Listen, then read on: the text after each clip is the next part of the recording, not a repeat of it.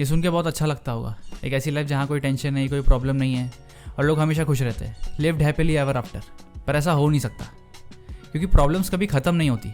और अगर तुम्हारी लाइफ में कोई प्रॉब्लम नहीं है मतलब तुम जी ही नहीं रहे हो, क्योंकि लाइफ खुद ही एक तरह की पीड़ा है, एक सफरिंग है। अमीर अपनी अमीरी की वजह से सफ़र करता है, गरीब अपनी गरीबी की वजह से। जिनकी फैमिली है वो फैमिली होने की वजह से सफ़र करते हैं, जिनकी नहीं वो ना होने की वजह से। मैं ये नहीं कह रहा कि सारी तकलीफ़ें इक्वल होती है, लेकिन कुछ तकलीफ़ें यूज़फुल भी होती है और हमें किसी ना किसी तरीके से उन तकलीफ़ों को झेलना पड़ता है।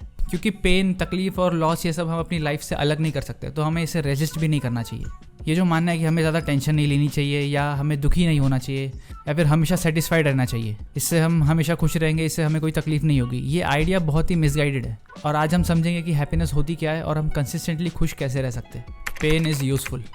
अगर हमें खुद से पूछना पड़ रहा है कि क्या हम खुश हैं, इसका मतलब हम खुश नहीं हैं। हम सबकी लाइफ में पेन है, प्रॉब्लम्स है, क्योंकि वो बायोलॉजिकली हमारे लिए यूज़फुल है। इसी से हम इंस्पायर होते हैं, इवॉल्व करते हैं और आगे बढ़ते हैं। जो चीज़ हमारे पास है हम उससे हमेशा डिससेटिस्फाइड रहते हैं और हमें लगता है कि हमें अगर कोई चीज़ चाहिए वो मिल जाएगी तो हम सेटिस्फाइड हो जाएंगे। तभी तो हम उसके लिए काम करते हैं। इतने सालों के इवोल्यूशन के बाद हम देख सकते हैं कि हमने इसीलिए तो जंग लड़ी, इसलिए तो हमने बिल्डिंगें बनाई, इसलिए हम इवॉल्व हुए। तो डिससेटिस्फैक्शन और पेन ये कोई प्रॉब्लम नहीं है, ये एक फीचर है हमारे ह्यूमन नेचर में। अगर सब कुछ ठीक रहेगा, हम सब सेटिस्फाइड रहेंगे, खुश रहेंगे, तो हमारे पास करने के लिए क्या होगा और हम आगे कैसे बढ़ेंगे। जैसे फिजिकल पेन, अगर हमारा हाथ किसी गर्म चीज़ में टच हो जाए तो वो हमें ये सिखाता है कि हमें उसे फिर से टच नहीं करना है। वैसे ही इमोशनल या साइकोलॉजिकल पेन जैसे कि रिजेक्शन या फेलियर हमें ये सिखाता है कि हमें कौन सी गलती दोबारा नहीं करना है। और जो लोग अपने आप को इन तकलीफों से दूर रखते हैं वो अपने आप को रियलिटी से दूर रखते हैं। एक प्रॉब्लम अवॉइड करोगे दूसरी आ जाएगी, एक सॉल्व करोगे दूसरी खड़ी हो जाएगी। तुम्हारे पास शायद पैसे की प्रॉब्लम होगी, बिल गेट्स के पास भी पैसे की प्रॉब्लम है, पर उसकी प्रॉब्लम तुम्हारे प्रॉब्लम से कई ज़्यादा बेटर है। तो प्रॉब्लम्स दोनों के पास है। तो ऐसी लाइफ की उम्मीद मत करो जहाँ कोई प्रॉब्लम ही ना हो, ऐसी लाइफ की उम्मीद करो जहाँ पे अच्छी और यूजफुल प्रॉब्लम्स हो, क्योंकि happiness comes from solving problems. तुम्हें अगर अपनी फिजिक्स से प्रॉब्लम है, उसे सही करना है, तो तुम जिम ज्वाइन कर लेते हो उसे सॉल्व करने के लिए। लेकिन उसके बाद एक और प्रॉब्लम खड़ी हो जाती है कि तुम्हें रोज़ सुबह उठना पड़ेगा, एक अच्छी डाइट फॉलो करना पड़ेगा, जिम में जाके अच्छा वर्कआउट करना पड़ेगा। अगर ये नहीं करोगे तो कुछ मिलेगा नहीं, तुम सेटिस्फाइड नहीं रहोगे और तुम खुश भी नहीं रह पाओगे।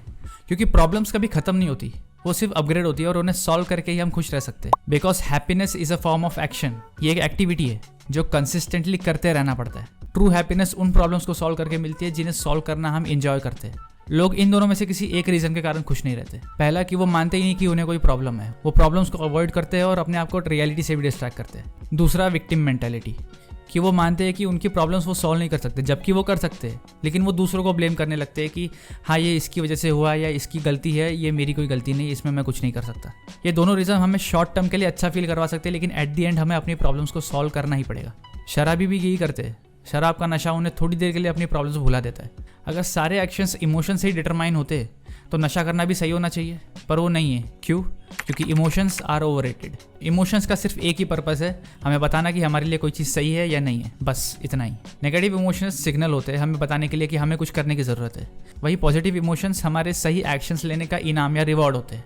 नेगेटिव इमोशंस को अवॉइड करके हम हमारे ब्रेन के फीडबैक मैकेनिज्म को, जो हमारे प्रॉब्लम्स को सॉल्व करने में हेल्प करता है, उसे अवॉइड करते हैं। Because pain serves a purpose. Pain ऐसे ही नहीं होता, उसका एक मोटिव होता है। जैसे गुस्से में आकर तुम अपने आसपास की किसी चीज़ को नुकसान करते हो या तोड़ देते हो, फिर बाद में ये रीज़न देते हो कि मैं गुस्से में था, अपने आप को कंट्रोल नहीं कर सकता, तो ये कोई रीज़न नहीं हुआ। तुम्हारे हर एक्शन के पीछे एक मोटिव होना चाहिए, एक मीनिंग होना चाहिए, रीज़न होना चाहिए। इमोशन से ये सोचना कि अगर मैं एक घर बना लूँगा तो मैं खुश हो जाऊँगा, उसके बाद तुम ये सोचोगे कि अगर मेरी फैमिली होती तो मैं और खुश हो जाता, उसके बाद तुम ये सोचोगे कि अगर मेरे पास एक अच्छी गाड़ी होती तो मैं और खुश हो जाता। पर एक्चुअली में कोई चीज़ हमें हमेशा खुश नहीं रख सकती। जिस इंसान से शादी करोगे उससे लड़ना भी पड़ेगा। जो ड्रीम जॉब करोगे वही जॉब तुम्हें स्ट्रेस भी देगी। जो चीज़ आज तुम्हें अच्छा फील करवा रही है वो कल तुम उससे बोर हो जाओगे।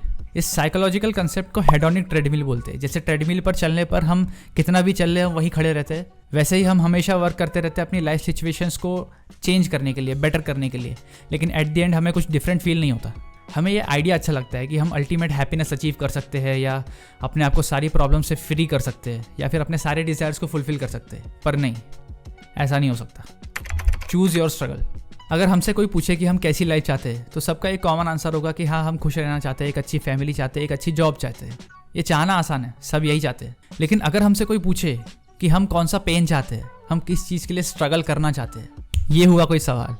हमें कोई क्लास 1 ऑफिसर तो बनना है, लेकिन हम उसके लिए घिस घिस के पढ़ना नहीं चाहते। हमें अच्छी फिजिक तो चाहिए, पर हम जिम में जाके इंटेंस वर्कआउट नहीं करना चाहते। हमें हमेशा रिवॉर्ड चाहिए होता है, उसके पीछे का स्ट्रगल नहीं।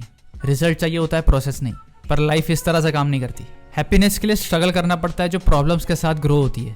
हमें किस तरह का पेन चाहिए, ये सवाल हमें एक्चुअली में कहीं लेके जाता है और हमारा पर्सपेक्टिव चेंज करता है लाइफ को लेके। जो लोग जिम के स्ट्रगल को एंजॉय करते हैं उन्हीं की अच्छी फिजिक हो पाती है। जो पढ़ाई के स्ट्रेस को या काम के स्ट्रेस को एंजॉय कर पाते हैं वही कुछ आगे कर पाते हैं, वही जी पाते हैं। मैं यहाँ कोई मोटिवेशन नहीं दे रहा हूँ या फिर ये नहीं कह रहा हूँ कि no pain no gain. Simple सा बेसिक सा फंडा है। हमारे स्ट्रगल्स डिटरमाइन करते हैं हमारी सक्सेस को। हमारी प्रॉब्लम्स जन्म देती है हमारी खुशियों को, साथ ही कुछ अपग्रेडेड प्रॉब्लम्स के साथ। तो उन प्रॉब्लम्स को सॉल्व करो जो तुम्हारे कंट्रोल में है, जिन्हें तुम सॉल्व कर सकते हो और सॉल्व करना एंजॉय करते हो। वो दर्द सहो, वो स्ट्रगल करो जो तुम्हारे लिए यूजफुल है। उन्हें अवॉइड मत करो ये बोल के कि वो तुम्हें अच्छा नहीं लग रहा या तुम सहन नहीं कर पा रहे। Remember, pain serves a purpose, तभी तुम कंसिस्टेंटली खुश रह पाओगे। अब ये सब बातें थी इस बुक से, subtle art of not giving up.